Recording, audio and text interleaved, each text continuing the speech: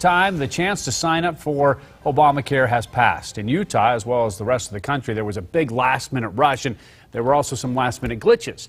ABC4 Utah's Kim Johnson joined us live in the studio. She's been keeping track of it and has the latest. Kim? Insurance brokers and navigators across the state worked late tonight to get everyone who waited until the 11th hour coverage under the Affordable Care Act.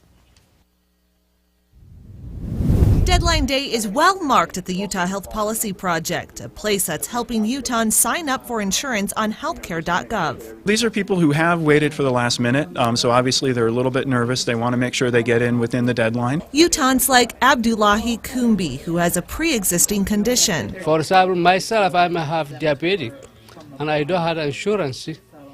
And I was self-employed, getting a little money, and I don't have insurance, but now I get insurance. Affordable. But a last-minute surge in traffic crippled the website. So many people apparently tried to sign up at the same time, the site crashed this afternoon. Users were told to wait or given the option to receive an email telling them when they could return to the site. Very frustrating, and the waits have been typically, 10 or 15 minutes if you decide to wait.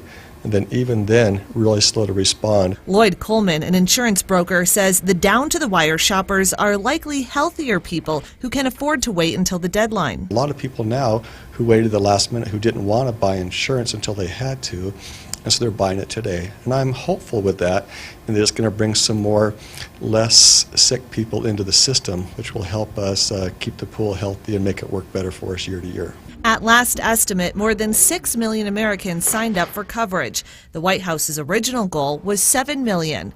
Here in Utah, advocates say the state is on track to match its projection. Here in Utah, our goal is 57,000 by today. As of March 1st, we were at 39,000. And it's been a very busy March, so I think we're going to get really close to that goal. Now, there is some relief for those who tried to sign up today but couldn't. A grace period implemented last week allows people until April 15th to pick a plan, as long as they submitted their name and email address on the site by 10 p.m. tonight.